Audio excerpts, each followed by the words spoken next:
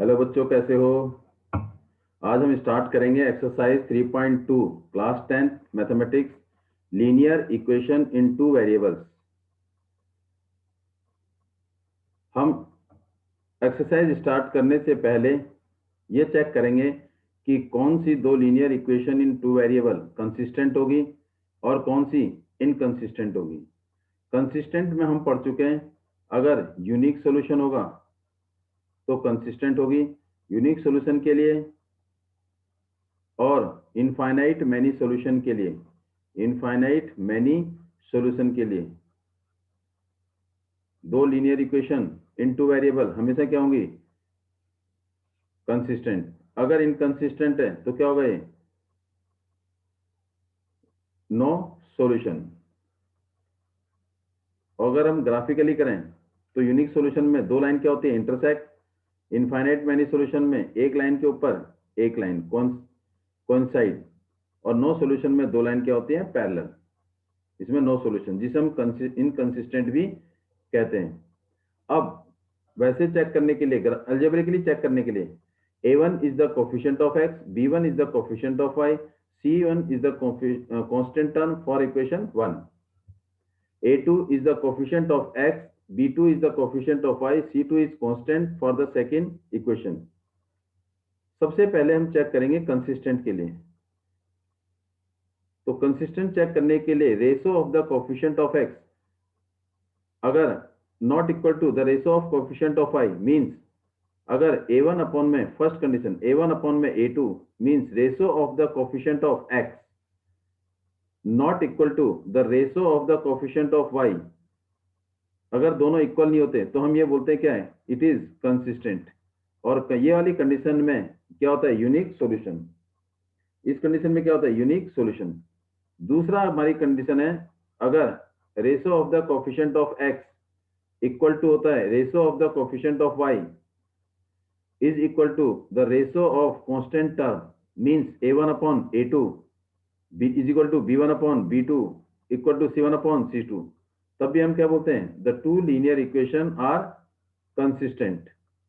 अगर third condition हमारे पास एक और है, अगर ratio of the coefficient of x equal to होता है ratio of the coefficient of y not equal to होता है the ratio of the coefficient of constant term, तो इसकी क्या होता है, इनकंसिस्टेंट। इनकंसिस्टेंट में नो सॉल्यूशन होता है। क्या होता है, नो सॉल्यूशन। तो हमारी ये तीन कंडीशन है। इस कंडीशन से हम बिना ग्राफ ड्रॉ किए ये बता सकते हैं कि जो दो लीनियर इक्वेशन है वो कंसिस्टेंट है या इनकंसिस्टेंट है। अब हम कर रहे हैं first question of linear equation in two variable, find their solution graphically. Graph आपको 5.1 इक्वेशन में बता रखा है, ग्राफिकली हम पॉइंट लेके ग्राफ ड्रॉ करेंगे। यहां पर हम केवल क्या करेंगे, to form the equation, equation को बनाएंगे। First, the 10 student of class 10th took part in a mathematic quiz. 10वीं क्लास के 10 बच्चे, इसका मतलब टोटल नंबर ऑफ स्टूडेंट जो मैथमेटिक क्विज में हिस्सा ले रहे हैं। तो टोटल बच्चे कितने हैं, 10 स्टूडेंट टोटल हैं। इसमें कुछ क्या है, बॉयज, और कुछ क्या है इसमें, गर्ल्स। बॉयज और गर्ल्स दोनों हिस्सा ले रहे हैं। अब हमें नहीं पता कि बॉयज कितने हैं, वो मैंने ले लिया x, और गर्ल्स कितने हैं वो पता नहीं है, वो भी ले लिया y। इसका मतलब बॉयज और गर्ल्स दोनों को मिला के कितने हैं, 10 है। It mean x number of boys, y number of girls, दोनों को मिला के 10 है। तो इसका मतलब boys plus girls is equal to total कितने हैं, 10 है। फिर उसके बाद ये कह रहा है कि ये हमारे पास बॉयज हैं और ये क्या है, गर्ल्स हैं। उसमें ये कह रहा है if the number of girls, girls क्या है मेरे पास, y, if the number of girls, it mean number of girls. हमारे पास इक्वेशन कैसे बनेंगे, देखो ध्यान से, number of girls is mean equal to 4 more, 4 ज्यादा, 4 more mean plus 4, 4 more than the number of boys. ये हमारे पास इक्वेशन आ गई दूसरी। Number of girls is 4 more than number of boys. तो गर्ल्स को हमने क्या लिया, y is equal to boys क्या है, x, और प्लस 4। तो इसका मतलब y is equal to X plus 4। तो इसी हिसाब से हमारे पे कितनी इक्वेशन बन गई, 2 इक्वेशन बन गई। अब इसे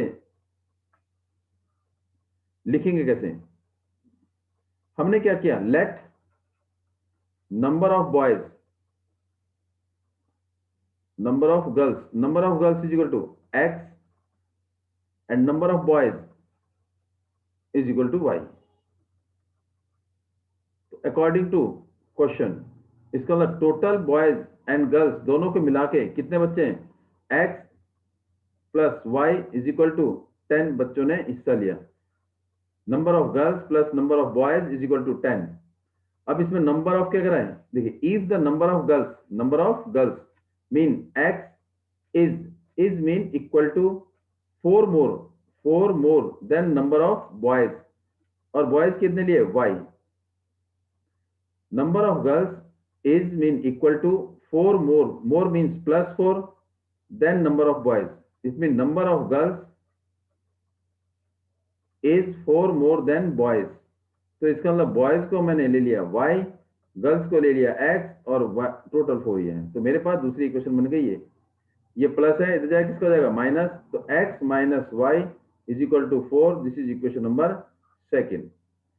अब बाकी हम 4 पॉइंट लेके इसका ग्राफ बना सकते हैं आराम से, जो आपको प्रीवियस एक्सरसाइज में 3 क्वेश्चन आपको सॉल्व कर रखे हैं। Question number second, 5 pencil and 7 pen together ₹70। इसका मतलब 5 पेन की कीमत, पेंसिल की कीमत प्लस 7 पेन की कीमत इज इक्वल टू ₹50। और 5 pencil mean 5 into cost of 1 pencil, cost of 1 pencil plus 7 into cost of 1 pen, cost of 1 pen is equal to ₹50। तो हमारे पास क्या है, ना तो कॉस्ट ऑफ 1 पेंसिल पता है ना कॉस्ट ऑफ पेन पता है। तो क्या करेंगे, लेट कॉस्ट ऑफ 1 पेंसिल, एक पेंसिल की कीमत क्या ले ली, ₹x, and cost of 1 pen is equal to y, is equal to y। तो हमारे पास क्या है, 5 इंटू कॉस्ट ऑफ पेंसिल, तो 5 अकॉर्डिंग टू क्वेश्चन, तो 5 कॉस्ट ऑफ 1 पेंसिल कितना है, x, cost of pencil x plus 7 cost of 1 pen y is equal to 50। ये कौन से बन गई, इक्वेशन नंबर फर्स्ट। उसके बाद कह रहा है 7 पेंसिल, इसका मतलब 7 पेंसिल की कीमत प्लस में 5 पेन की कीमत इज इक्वल टू कितना, ₹46। तो 7 mean 7 multiply cost of 1 pencil plus 5 into cost of 1 pen is equal to ₹46। तो पेन की कीमत, पेंसिल की कीमत कितनी है, x, और पेन की कीमत y। तो 7 into cost of pencil x plus 5 cost of pen y is equal to 46, equation number second. अब इन दोनों इक्वेशन को हम क्या कर देंगे, सॉल्व कर देंगे। जो x आएगा वो क्या होगा, कॉस्ट ऑफ 1 पेन पेंसिल, और y क्या होगा, कॉस्ट ऑफ 1 पेन। हम इसे ग्राफिकली सॉल्व करेंगे, और ये ग्राफिकली आपको जैसे एक्सरसाइज 3.1 में करा रखा है वैसे आपने करना है। तो मेरे पास 2 इक्वेशन आ गई, फर्स्ट 5x, पहली इक्वेशन 5x प्लस में 7y इज इक्वल टू 50, दूसरी equation 7x plus 5y is equal to 46। इस दोनों इक्वेशन को सॉल्व करके ग्राफिकली हम x और y की वैल्यू निकाल सकते हैं। अब मूव कर रहे हैं next question. On comparing the ratio of a1 upon में a2, b1, a2 अपॉन में b2 और a3 अपॉन में b3, इसने लिया इसको a1, a2, a3, b1, b2, b3, लेकिन हम किससे करेंगे, a1 अपॉन में a2 is equal to b1 upon में b2 is equal to c1 upon में c2। हम comparing the coefficient comparing the coefficient. हमारे पास question number second on comparing, हम करेंगे किसके हिसाब से, A1/A2 B1/B2 का रेशो, C1 में C2 का ratio. Find whether the line represent the following pair of linear equation intersect. Intersect का मतलब है consistent, unique solution. Parallel mean no solution, inconsistent. और coincidence means cover to each other, mean एक दूसरे को cover करेंगे, coincident. First part हमारे पास है 5x minus 4y plus 8 is equal to 0। फिर है 7x प्लस में 6y minus 9 is equal to 0। तो यहां पर मेरे पास A1 कितना है 5, B1 कितना है -4, C1 कितना है 8, A2 is equal to 7 coefficient of x, B2 is equal to 6 coefficient of y and C2 is equal to -9। तो सबसे पहले क्या निकालेंगे, A1/A2। A1/A2 is equal to 5/7, फिर कॉमा B1/B2 -4/6, 2 से कट रहा है, 2 3 जा 2 4 जा, -2/3। फिर after that C1/C2 is equal to 8/9। अब हम ये चेक करेंगे, ये 5/7 5/7 5/7 -2/3, क्या ये दोनों इक्वल हैं? नहीं है, दोनों आपस में इक्वल नहीं है। तो अगर इक्वल नहीं है तो हम सीधा लिखेंगे A1/A2 not equal to B1/B2। जब A1/A2 not equal to B1/B2 आ जाए तो तीसरा हमें लिखने की जरूरत नहीं है, -8/9। अगर ratio of the coefficient of x not equal to the ratio of the coefficient of y, दोनों बराबर नहीं है, तो ये क्या करेंगे आपस में, इंटरसेक्ट, दे विल इंटरसेक्ट। ये क्या करेंगे आपस में, काटेंगे, इंटरसेक्ट। ये हमारी पहली कंडीशन है, फर्स्ट सेकंड का फर्स्ट पार्ट। फिर इसके बाद हम करेंगे सेकंड पार्ट। सेकंड पार्ट क्या करें, 9x plus 3y plus 12 is equal to 0। फिर 18x plus 6y plus 24 is equal to 0। ये सेम, ये मेरे पास क्या है, फर्स्ट इक्वेशन, और ये कौन सी है, सेकंड इक्वेशन। तो A1 मेरे पास कितना है, कोफिशिएंट ऑफ x 9, B1 कितना है, coefficient of y is equal to 3, C1 कितना है 12, A2 18, A2 is equal to 18 and B2 is equal to 6 and C2 is equal to 12। ऐसी रेशो निकाल देंगे, A1/A2 is equal to 9/18, 9/18, A1/A2 is equal to 9/18, 9 1 जा 9, 9 2 जा 18। फिर क्या निकालेंगे, B1/B2, B1 कितना है 3, B2 कितना है 6, 3 1 जा 3, 3 2 जा 6, 1/2, फिर कॉमा C1/C2, ये 24 है, सॉरी 24,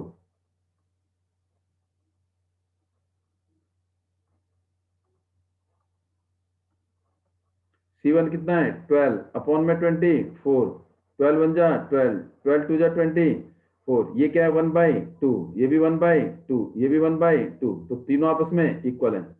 तो 1/2 equal to 1/2 equal to 1/2।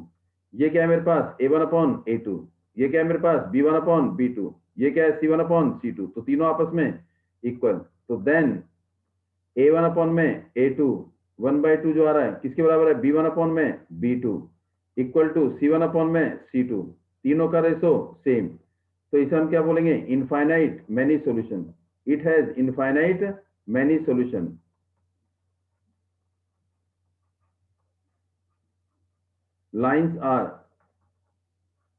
lines have infinite many solution।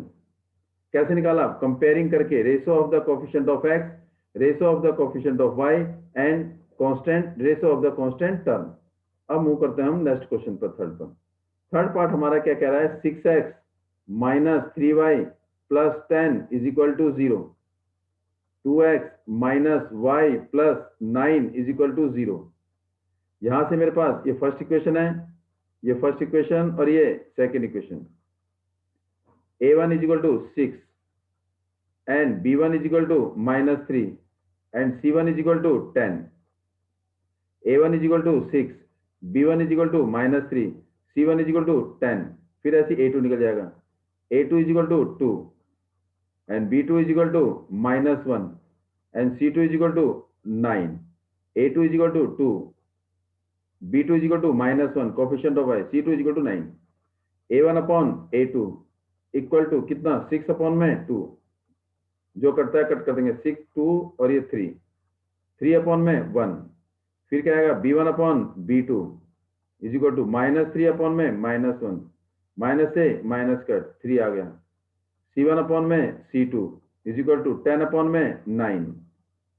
तो ये 3 अपॉन में 1 इक्वल टू 3 अपॉन में 1, इसका मतलब 3 अपॉन में 1 बराबर है किसके, 3 अपॉन में 1 और बराबर नहीं है 10 अपॉन में 9 के। तो इसका मतलब a1 अपॉन में a2 equal to b1 upon में b2, और ये क्या है, बराबर नहीं है किसके, c1 अपॉन में c2 के बराबर नहीं है।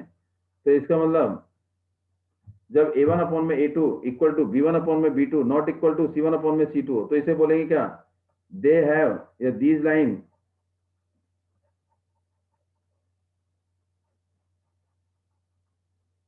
Are parallel, these line are parallel, are parallel, क्या है, ये पैरेलल है।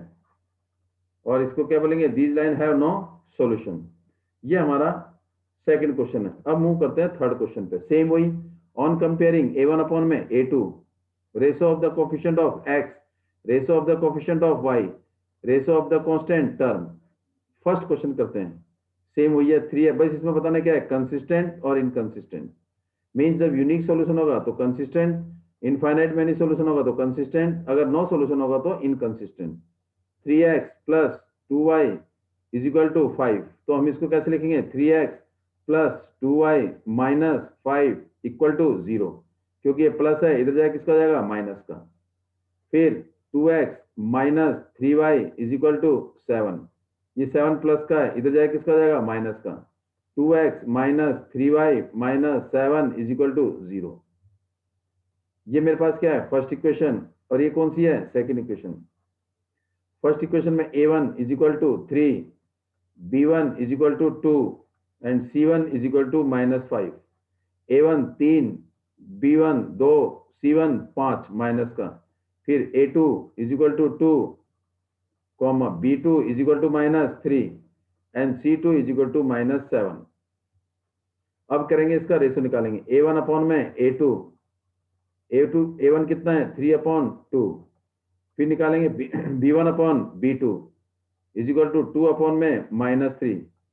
फिर निकालेंगे c1 अपॉन c2 -5 अपॉन में -7, ये माइनस ए माइनस कट, तो 3/2 इक्वल नहीं है -2/3 के।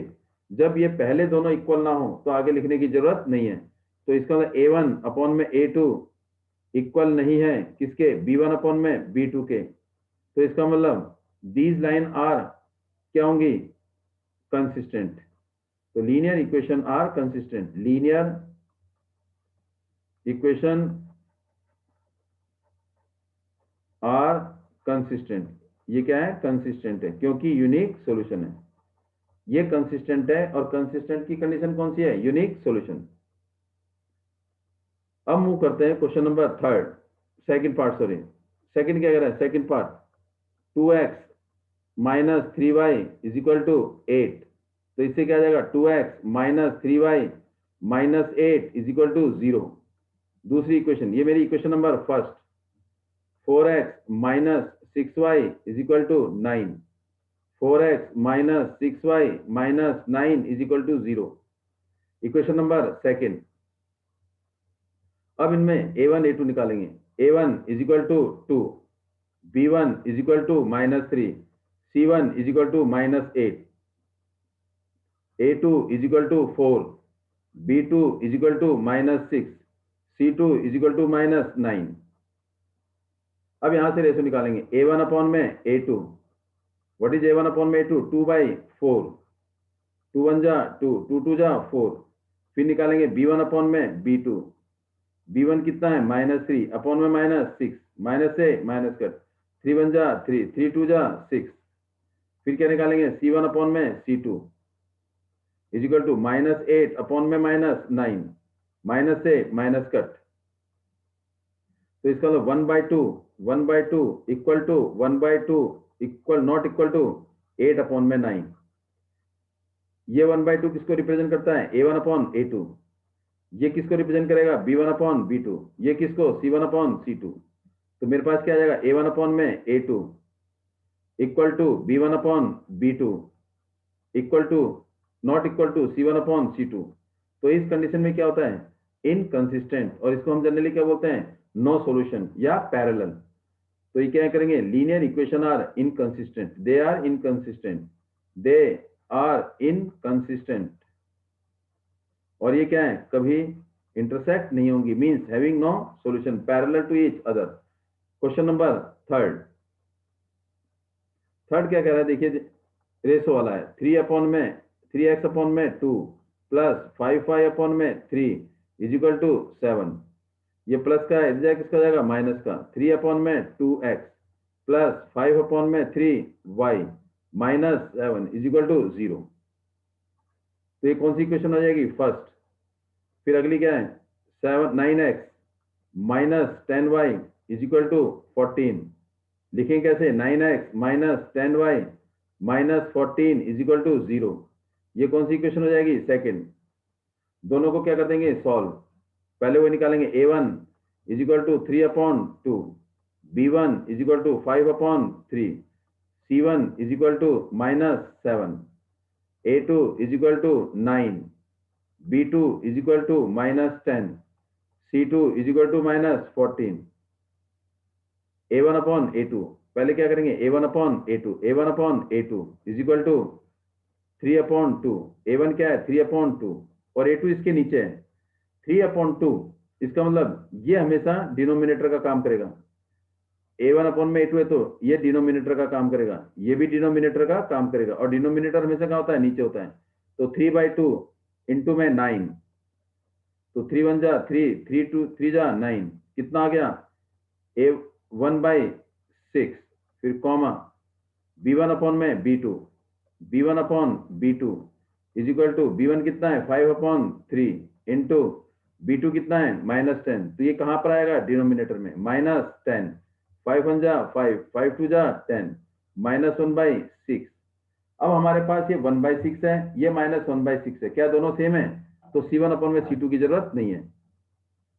और अगर हम निकालना चाहें तो निकाल लेंगे। क्या होगा? C1 upon C2 is equal to -7 upon में -14, माइनस से माइनस, 7 1 जा 7 2 जा 14। तो ये 1/6 जो है A1 अपॉन में A2 के बराबर है, और ये क्या है? -1/6। ये किसके बराबर है? B1 अपॉन में B2, और ये दोनों आपस में इक्वल नहीं है। तो इसका मतलब क्या होगा? ये इट इज कंसिस्टेंट या यूनिक सॉल्यूशन। ये कंसिस्टेंट है, इसे हम कंसिस्टेंट बोलेंगे या यूनिक सॉल्यूशन बोलेंगे। अब हमारा इसका फोर्थ पार्ट है। फोर्थ पार्ट क्या कह रहा है? देखिए 5x minus 3y is equal to 11। तो इसको कैसे लिखेंगे? 5x माइनस 3y, ये प्लस है, इधर जाके माइनस का, -11 is equal to 0। Equation number first. अब क्या आएगा? -10x plus 6y is equal to -22। ये माइनस का है, इधर जाके प्लस का हो जाएगा, -10x plus 6y plus 22 is equal to 0, क्योंकि माइनस है, इधर जाके प्लस। ये इक्वेशन नंबर सेकेंड। अब यहां से A1 A2 B1 B2 C1 C2 निकालेंगे। A1 is equal to 5, B1 is equal to, B1 is the coefficient of y -3, C1 is equal to -11, A2 is equal to -10, and B2 is equal to coefficient of y plus 6, and C2 is constant term। C2 क्या है मेरे पास? constant term। क्या है? 22। निकालेंगे क्या? A1 upon में A2। A1 कितना है? 5 अपॉन में -10 इज इक्वल टू क्या आएगा 1/2 -1/2। फिर निकालेंगे b1 अपॉन में b2। b1 कितना है -3, b2 कितना है 6, 3 1 जा 3, 3 2 जा 6, -1 अपॉन में 2। फिर निकालेंगे c1 अपॉन में c2 -11 अपॉन में 22, 11 अपॉन 22, 11 1 जा 11, 11 2 जा 22, -1/2। ये भी -1/2, ये भी -1/2, ये भी -1/2, -1/2 इक्वल टू -1/2 इक्वल टू -1/2, तीनों आपस में इक्वल। तो a1 upon a2 equal to b1 upon b2 equal to c1 upon c2, तीनों आपस में बराबर। तो it has infinite many solution. और इनफाइनाइट मैनी सॉल्यूशन वाले क्या होते हैं कंसिस्टेंट, क्या होते हैं कंसिस्टेंट होते हैं, they have consistent solution. This is question number 3। अब मूव करते हैं नेक्स्ट क्वेश्चन में।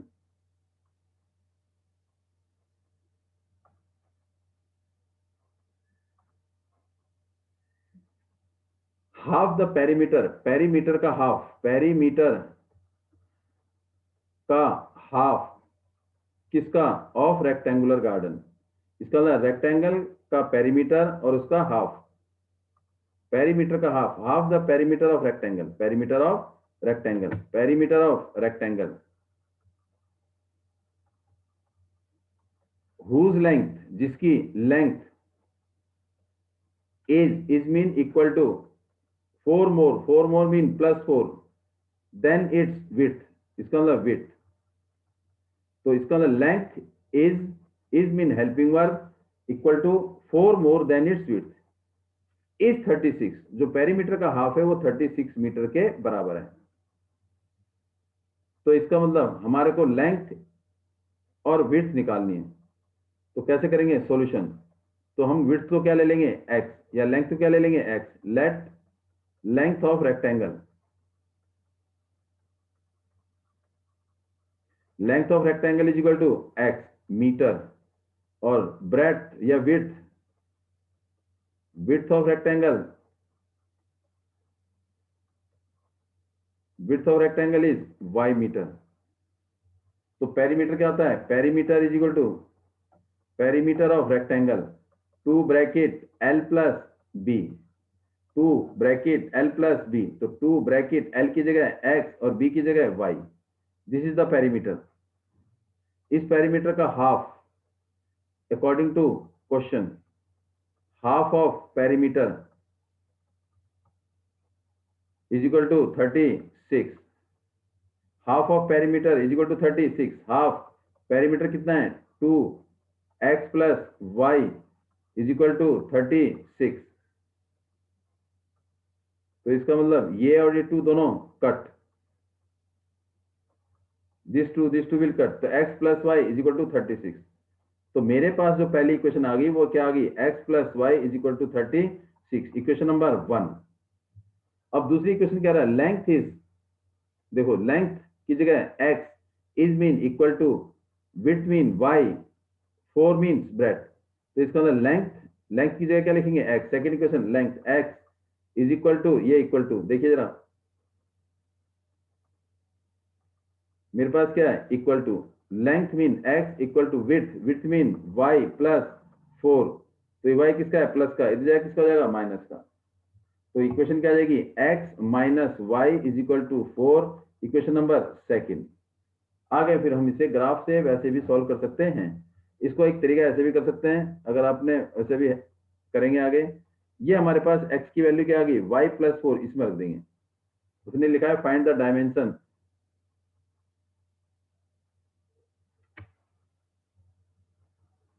डायमेंशन मीन हमें x की और y की वैल्यू निकालनी है। अब इसमें लिखा नहीं है कि ग्राफिकली या अलजेब्रिक, इसका मतलब you have to find out by any method. तो आपने 8th में 9th में किए होंगे ये मेथड, तो उसे कैसे करेंगे देखिए ध्यान से। हमारे पास फर्स्ट इक्वेशन हमने इस क्या ले लिया, इसको फर्स्ट ले लिया, इसको ले लेते हैं फर्स्ट, इसको फर्स्ट और इसको सेकंड। ये मेरे पास क्या आ गई सेकंड इक्वेशन। अब value of x, put x is equal to y plus 4 in equation, कौन सी इक्वेशन फर्स्ट में। और फर्स्ट मेरे पास क्या है x plus Y is equal to 36। तो तो y x की जगह क्या रख देंगे y प्लस 4, x की जगह क्या रख देंगे y plus 4, y plus 4 plus y is equal to 36, y plus y 2y is equal to ये 4 प्लस का इधर जाके माइनस का 36 माइनस 4, तो इसका मतलब 2y इज इक्वल टू 32, तो y is equal to 16 meter आ गया। तो मेरे पास विड्थ कितनी आ गई 16 मीटर, लेकिन चाहिए क्या हमें लेंथ भी चाहिए, तो length is equal to x y plus 4 mean x is equal to y plus 4. What is y? 16 plus y 4 is equal to 20 meter. So length is equal to 20 meter and breadth is equal to 16. Next question. Given that the equation 2x plus 3y minus 8 is equal to 0. Write another equation in two variables such that geometrically representation of the pair so formed. Intersecting. Intersecting में हमने क्या पढ़ा है? For intersecting. For intersecting. Intersecting के लिए a1 upon में a2 not equal to b1 upon b2। तो हम सबसे पहले a1 दूसरी इक्वेशन निकालने हमारे को, दूसरी इक्वेशन इस हिसाब से निकालने की दोनों इक्वल नहीं होने चाहिए। तो इसमें क्या आ गया हमारे पास a1 कितना है हमारे पास 2, तो a2 हमारे पास नहीं है, तो इसका मतलब 2 अपॉन में a2 not equal to b1 upon में b1 कितना है 3,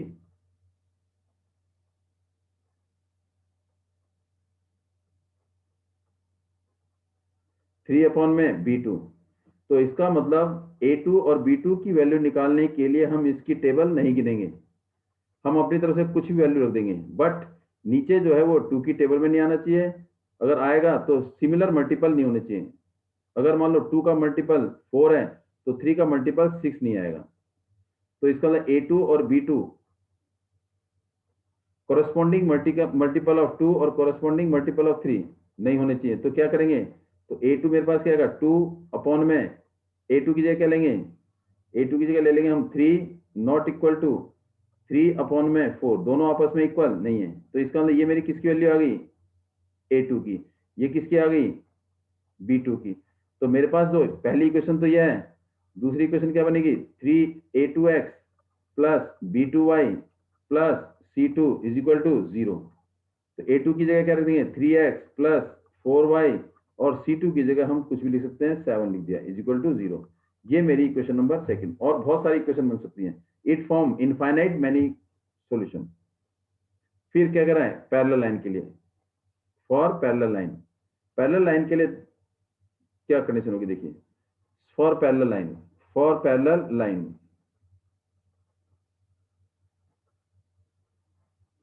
पहली इक्वेशन क्या है 2x plus 3y minus 8 is equal to 0। Parallel line के लिए क्या करते हैं a1 अपॉन में a2 equal to b1 upon में b2 not equal to c1 upon में c2। ये दोनों का रेशो सेम होना चाहिए। मींस अगर ये 2 है तो इसमें 2 की टेबल काउंट कर लेंगे। तो इसमें क्या आएगा, अगर मान लो मैंने ले लिया 2 अपॉन में a2 और ये ले लिया मैंने 4, ये क्या ले लिया 4 ले लिया, 2 की टेबल 4 आ गया, 2 2 जा 4 इक्वल टू यहाँ क्या है 3 3 2 जा 6 is equal to not equal to minus 8, और इसमें लिख देंगे कुछ भी, बस 2 का 3 का मल्टीपल नहीं हो, जैसे 2 2 जा 4 3 2 जा 6 माइनस 8 अपॉन में 16 नहीं होने चाहिए, मैंने लिख दिया 7, तो दोनों इक्वल नहीं है। तो इसका मतलब a1 अपॉन में a2 not equal to b1 upon b2 not equal to c1 upon c2, तो लाइन आर पैरेलल। तो दूसरी इक्वेशन क्या होगी सेकंड इक्वेशन फॉर पैरेलल के लिए, second equation for parallel line, तो क्या आ जाएगा 4x plus 6y is equal plus 7 is equal to 0। This is equation number second और this is equation number first. अब इसी का ही हमारा तीसरा पार्ट है। तीसरा पार्ट क्या कर रहा है फॉर कोइंसिडेंस के लिए, फॉर कोइंसिडेंट लाइन। तो मेरे पास पहली क्वेश्चन क्या है 2x plus 3y minus 8 is equal to 0। Coincident के लिए क्या होता है a1 upon a2 equal to b1 upon b2 equal to c1 upon c2, तीनों का रेशो सेम होना चाहिए। तो दोनों के तीनों के मल्टीपल बोल दो। यहाँ क्या है 2 अपॉन में 4 इज इक्वल टू 3 अपॉन में 6 माइनस 8 अपॉन में 16, और वो भी किसका होगा, माइनस का। देखो 1/2 सेम, 1/2 सेम, 1/2 सेम, तीनों सेम है। तो इसका मतलब second equation will be, second equation जो होगी वो क्या होगी, 4x plus 6y minus 16 is equal to 0। Equation number second. और ये जो लाइन है second, this is parallel to the first one. ये हमारा दो इक्वेशन निकालनी थी जो कि किसी कंडीशन को सेटिस्फाई करें, इंटरसेक्टिंग, पैरेलल और कोइंसिडेंट। और इसके अलावा दूसरी इक्वेशन वो बहुत सारी बन सकते हैं। सेकेंड इक्वेशन में B infinite. And now thanks for watching this video 3.2 exercise linear equation into variable। जो नेक्स्ट वीडियो आएगी वो बचे हुए क्वेश्चन आपके 3.2 के आगे क्वेश्चन होंगे। Thanks for today.